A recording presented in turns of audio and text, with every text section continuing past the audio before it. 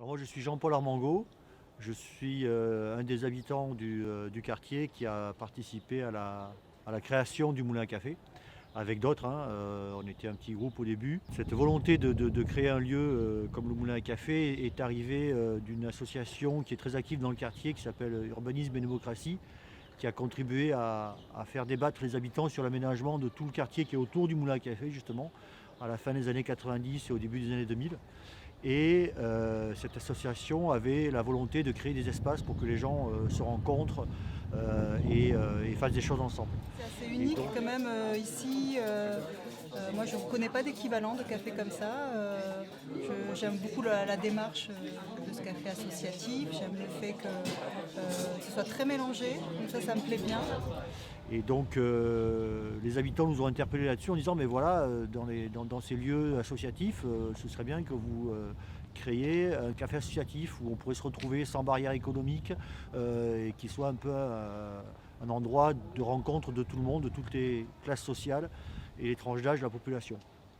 Et donc c'est ce qu'on a commencé à faire, on a monté un groupe d'habitants qui a réfléchi à comment mettre en œuvre ce projet-là.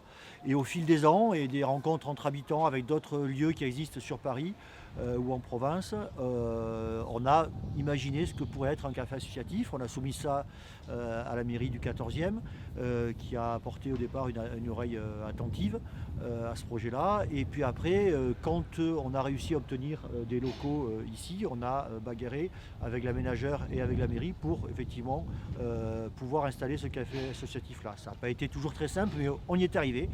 Et en janvier 2006, on a ouvert le premier café associatif du 14e et à ma connaissance, quasiment le seul encore aujourd'hui.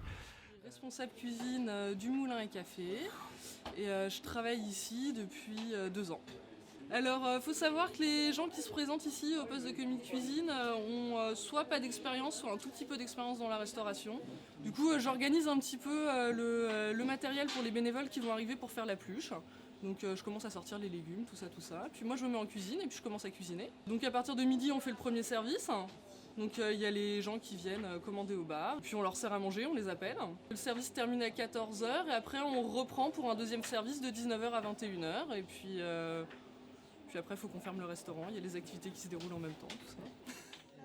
J'étais venue un soir, j'avais pris juste un jus d'orange et j'ai trouvé ça assez convivial, la façon de se mettre un peu où on voulait à table. Et d'une part, les repas qui sont pas chers, quoi.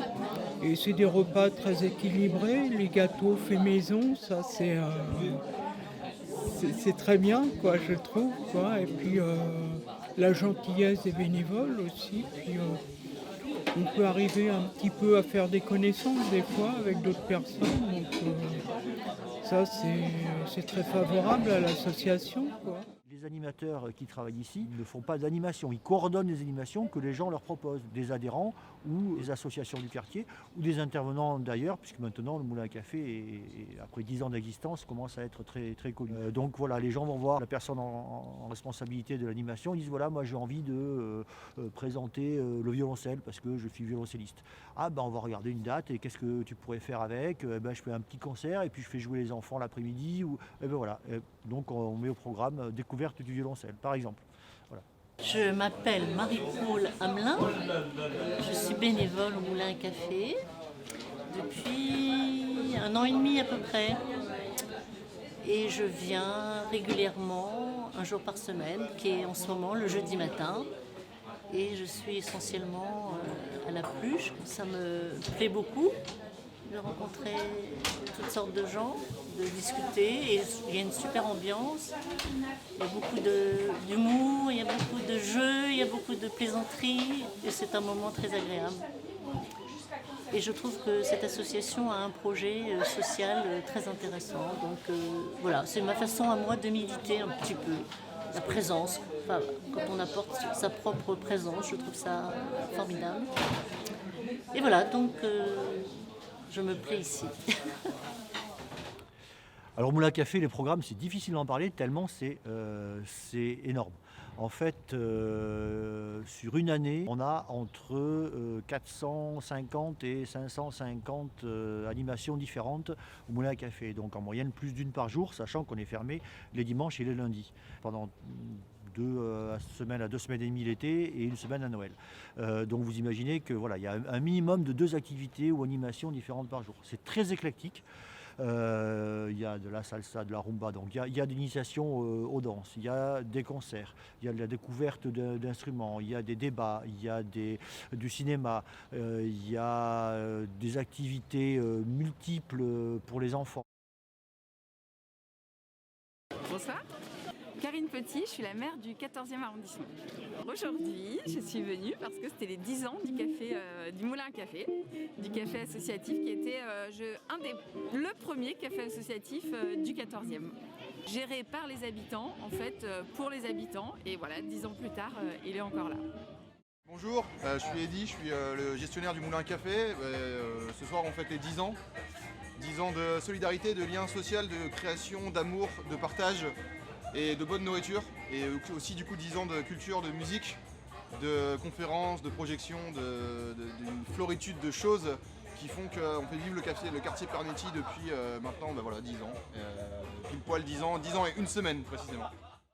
Salut, moi c'est Tim, je suis en service civique au Moulin à Café. Les valeurs du Moulin à Café, c'est vraiment essayer de proposer un lieu de rencontre, un lieu d'échange entre les gens qui viennent. Donc il y a souvent les habitants du quartier, des gens qui s'intéressent à l'associatif de manière générale. Il y a aussi pas mal d'associations qui gravitent autour du Moulin à Café. Et donc de leur proposer à ces gens de partager des choses autour d'activités donc gratuites. Qui sont ouvertes à tous et à toutes, et donc de créer une espèce de mélange entre les générations, entre les styles, entre les gens en général. Voilà, ça c'est une des valeurs plus importantes. Bien sûr, en fait, au bout, ça permet à pas mal de monde de sortir d'un isolement, de rencontrer des gens, de sortir un peu de leur système de pensée, rencontrer de nouvelles personnes, ça fait toujours un peu évoluer. Je pense que ça se résume par tisser le lien social.